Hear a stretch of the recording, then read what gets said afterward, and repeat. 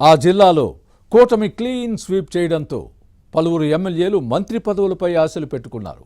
TDP నుంచి గెలిచిన అందరూ సీనియర్లే. జూనియర్లు కూడా వైసీపీలో హేమాహేమీలను ఓడించారు. దీంతో మంత్రివర్గంలో ఎవరికి అవకాశం దక్కుతుందనే అంశంపై ఇప్పుడు ఉత్కంఠత నెలకొంది. సామాజిక సమీకరణలతో కూడికలు తీసివేతలు వేసుకుంటున్నారు. ఇంతకీ ఆ జిల్లా ఏది? కేబినెట్ బెర్త్ రేసులో ఉన్న ఎమ్మెల్యేలు ఎవరు?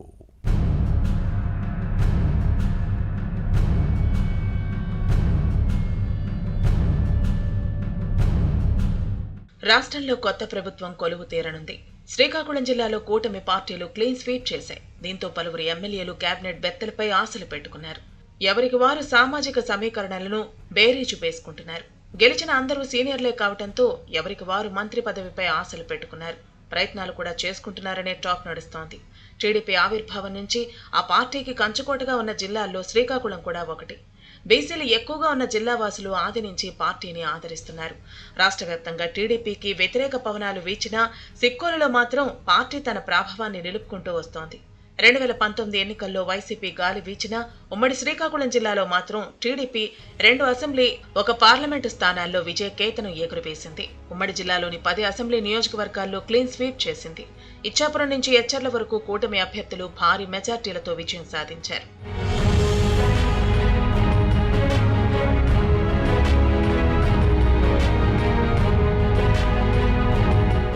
జిల్లాలో రాజకీయ ఉద్దండులుగా పేరొందిన ధర్మాన బ్రదర్స్తో పాటు స్పీకర్ తమ్మినేని సీతారాం, మంత్రి అప్పలరాజు సైతం ఈ సార్వత్రిక ఎన్నికల్లో ఘోర పరాజయాన్ని చవిచూశారు.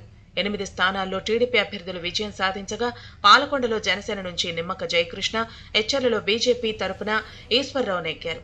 ఇక ఇటు శ్రీకాకుళం, అటు విజయనగరం పార్లమెంటు స్థానాల్లోనూ తెలుగుదేశం భారీ మెజార్టీని సొంతం చేసుకుంది. అయితే ఇప్పుడు ఉమ్మడి శ్రీకాకుళం జిల్లాలో ఎవరెవరికి మంత్రి పదవులు దక్కుతాయనే అంశంపై చర్చ సాగుతోంది.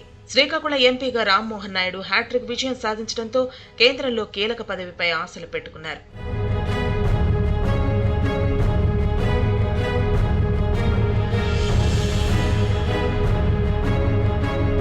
ఉమ్మడి శ్రీకాకుళం జిల్లాలోని టెక్కల నుంచి ప్రాతినిధ్యం వహిస్తున్న కింజారపు అచ్చెన్నాయుడు పార్టీ రాష్ట్ర అధ్యక్షుడిగా ఉన్నారు. అలాగే కష్టకాలంలో జిల్లా పార్టీని ఏకతాటిపై నడిపించిన కూన రవికుమార్ మంత్రి పదవి రేసులో ఉన్నారు. ఇచ్చాపురం నుంచి 3 సార్లు గెలిచిన బీసీ సామాజిక వర్గానికి చెందిన బెందాళం అశోక్ బాబుకు కొత్త కేబినెట్ లో స్థానం కల్పించవచ్చనే టాక్ నడుస్తోంది. ఇప్పటి వరకు ఉద్దానం ప్రాంతంలో ప్రధాన నియోజకవర్గం ఇచ్చాపురం నుంచి ఎవరూ మంత్రివర్గంలో పనిచేయకపోవటం ఈయనకు ప్లస్ అవుతుందని భావిస్తున్నారు. ఇక ఫైర్ బ్రాండ్ గా పేరు పొందిన పలాస ఎమ్మెల్యే గౌతి శిరీష బీసీ మహిళా కోటాలో మంత్రి పదవిపై ఆశలు పెట్టుకున్నారు.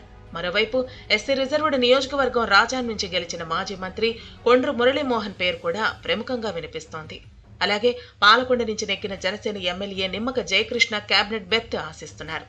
మొదటిసారి ఎమ్మెల్యే అయినప్పటికీ ఎస్టీలకు ప్రాధాన్యం ఇవ్వాలని జనసేనని పవన్ కళ్యాణ్ భావిస్తే ఇతనికి అవకాశం కల్పించవచ్చని భావిస్తున్నారు.